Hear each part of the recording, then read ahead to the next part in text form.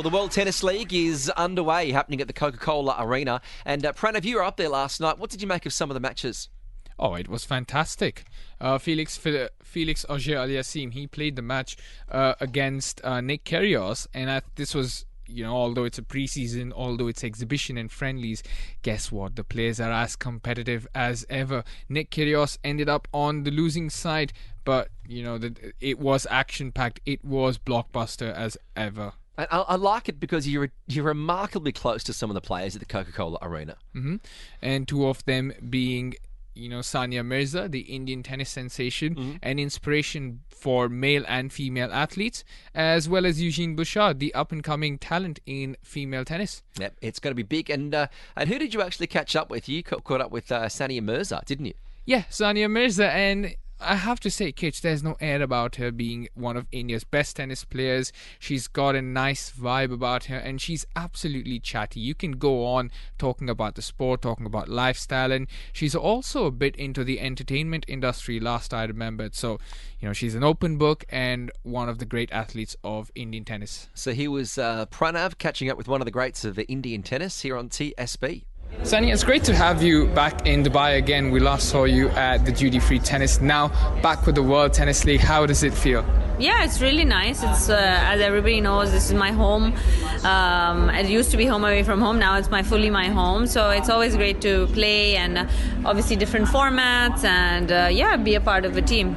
You said Dubai is your home. Tell us, what are some of the things that makes you feel, being at home? How do you connect with the people and the culture here, being such a multicultural background that the UAE has? Yeah, I think that for me, that is one of the best points or best selling points of Dubai is the fact that it is so inclusive. It's all about inclusivity. Everybody can sort of be together in harmony, and it's so good. And like you said, there's so many different ethnicities here, and everybody can live in peace, and that's really, really, really appealing about Dubai. 2022, you announced your farewell tour, and there's a lot of Indians back home who, watched you, who grew up watching you play tennis, took inspiration from you, men and women at the same time. In your own words, what would you say in terms of the impression that you've left behind for the future of Indian tennis? I don't know. I think that hopefully I've been able to inspire a few girls to follow their dreams and pick up a tennis racket or whatever they want that they were told for many times and many years of their life that they shouldn't or can't do. And I feel that I was able to maybe give that hope a little bit to young girls that they can follow their dreams regardless of where they come from, what they choose to do, whether they're married, have a kid, don't have a kid, whether you're young. And that's something that I take a lot of pride in, that I feel that even if I've been able to inspire one girl, it would be, I would feel like it's a massive thing for me. Last time you also announced there was an academy project of yours. How's that going? And in the future, what do you shape it to be like? It's going great. I have 3 spaces. We've taken 2 more up. So we've got 5 different centers all over Dubai, and we're trying to spread as much as possible to try and bring tennis to everybody's homes, to try and bring tennis, especially towards the subcontinent community, which doesn't really lean towards tennis naturally. They go so much more for cricket. So, I just feel that if we are able to get it as close to them as possible, it should be an option for kids to play. And tennis is an amazing sport, and everybody should experience it. In one word, tennis, what did it teach you in your life? It really made me who I am as a human being. Not just in terms of what I achieved. It's given me my character, really, and to always want to fight back, to always, want to win, to always try and win. So many things. It gives you so many life lessons. Yeah, so good interview. And she just seems to be a great ambassador for Indian tennis. Incredible on the court and off the court, warm, friendly, engaging. She even took an interview with you. She's absolutely fantastic, isn't she? She is, Kitch, and for her to share time with me, it's like you said, it's a tough task, but for her it was an absolute breeze. And, it's not just about her tennis legacy, it's for her, leaving behind whatever she's learned to the next generation. And we see that in the tennis academy that she's got up and running here in Dubai. So that's lots to look forward to, not just for the Desi community in the UAE, but for tennis and sports fans here as well. The other thing that's really good about the World Tennis League are the performers. I mean, was it Tiesto was there the other night? Tiesto was there. What are you smiling about? You enjoyed it, didn't you? Yeah, front row. Kitch, front row of one of the best EDM/techno artists. Yeah, he's good. And I mean, it was insane. The crowd absolutely electric over there. Coca-Cola Arena being one of the best venues to host such an event. Yeah, so tonight it's going to be Novak Djokovic on court against Alex van der Zverev. I mean, what are you laughing at? Oh, no, I'm just thinking in my mind, this is an exhibition match, but knowing how fierce and competitive these two guys are, it's not going to be just an exhibition. Oh, unbelievable. Tomorrow night, I've got to try and get there tomorrow night. Djokovic and Nick Kyrgios going to be down there. What a match that's going to be. And then Neo, closer. He's going to be there at the end. I don't know much about Neo, but I can tell you something. Today's performer, the Whiz Kid. Now, I know Neo. I had to sing all his songs when I was performing wedding proposals. Everyone wanted to hear Neo tracks. Neo tracks. Look, there's I think one song which he did with Pitbull, if I'm not wrong. Anyways, I've got my music knowledge entirely incorrect with Neo, but I can tell you what, today's performer, the Whiz Kid, he's an absolute sensation when it comes to Afrobeats and music in the UAE. There's not a single lounge that you would have gone in the UAE and not heard his music. Now, he's absolutely fantastic. So if you want to get down there, it's the World Tennis League. They're calling it the greatest show on court. I'm a big fan of it. And, well, Pranav, good job getting down there. Thank you so much, Kitch. And in fact, we've got another interview lined up with Eugene Bouchard. If you go back to 2014, one of the young stars, 2014, she had breakthroughs in Grand Slams, reaching semi-finals in Australia and France, and she even made it to her Grand Slam final in Wimbledon. 2014 was the year where it all kicked off. Yeah, hopefully she can regain some of that form that she had 6 or 7 years ago when she was a Wimbledon finalist.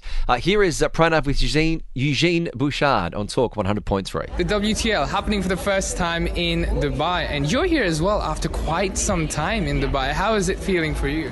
Dubai's great. I've played the tournament here a few times. I played Australian Open qualies back in 2021 when they were here.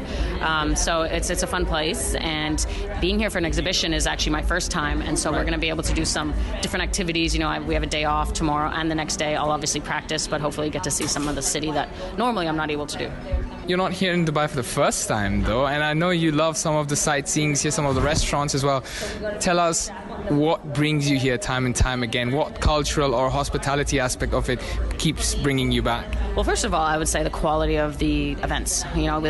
Our Dubai tournament is a huge event, so obviously all the top players come here. And like I said, it's such an interesting city. It's a city everyone wants to go to. It's on everyone's bucket list all the time. I was able to visit the Burj Khalifa back in 2019 when I played, so I have that off the list. I went to the big mall. I'm definitely going back to that mall because the mall is insane. You said big mall. There's plenty of them. Well, like the Dubai Mall, the Dubai. the one. Isn't that the one? Okay, that's what I'm saying. So it's such an insane mall. I'm going back to that, and then hopefully maybe we can hit the beach or something. I've never done that when I've been here. I'd love to. Tell us a bit about the World Tennis League for a lot of first timers. Whether it's an exhibition or not. Your team, what are some of the aspirations and the goals that you've set? Oh, our team wants to win. I mean, we are here to try win. We know it's an exhibition, but everyone's giving their best. And yes, it's more fun and enjoyable as a team and with a fun atmosphere, but we're super focused to win. I didn't do much for my team today. I actually dragged them down a little bit. But we have such great players on our team. They were able to bring it back today, and I just want to be able to contribute to help win. As an exhibition event, it's great for fans alike to see men and women involved in the same team. Tell us about, how that will progress the sport to be more inclusive. I love it. It's kind of like World Team Tennis that we've had for a few years and other exhibitions, and I think it's so important to, show men and women at the same level on such a high scale. And you see some of the guys and girls are warming up together and practicing together, and so it just shows that, the women are on par with the men in terms of a sport, and I think it's, the best sport there is for females out there. You're right about that, and in terms of quality as well as competition as well. Speaking of competition, the 2023 season, we're fast approaching Australia. What are some of the targets that you've set for yourself? Well, I want to just get my ranking up as soon as I can, because right now I'm using a protected ranking and that doesn't last forever. So I want to be able to get into the big events on my own. So that's goal number one.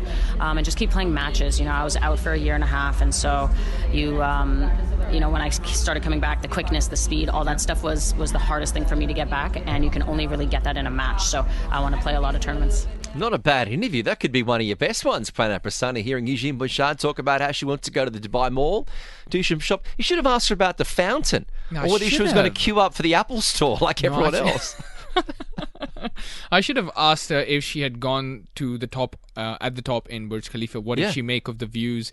And if she's been to the Burj Al Arab. And she's got 6 days in case she hasn't gotten something off that bucket list. She definitely has loads of time. The first time I went up the top of the Burj Khalifa was about 10 years ago when I was here for university. And FaceTime was sort of new. Mm-hmm. So I FaceTimed my dad from the phone. Okay. And he's at home on the couch. And I said, hey, look, Dad. And all he could make sure was the dog that was next to him. Look, can you see in kitchens on there? He just wanted to make sure the dog could see the building. He didn't care that I was there. But it's some of those more human elements that it's good to hear from tennis players that spend their whole life playing, hotel room, planes, flights, to actually hear. I mean, what do they really do? What restaurants are they going to? How are they exploring the city when they're here? Yeah, the human element of it, right? And you look at the players that came to Abu Dhabi, for example, Stefanos Tsitsipas. I think he was more in the mood for the FIFA World Cup because he's such a huge fan of Lionel Messi, and we were chatting about the best places to go and catch the match. Yeah. We were talking about which team deserves to win the title, and he was going all out and philosophical about why Messi deserves to win. And I was sitting there and thinking, hang on, you're a professional tennis player and you're fanboying about a different sport. So amazing. The human element of it is really surprising, but at the same time, it's so warming. 0586861003 is the WhatsApp number if you do want to join the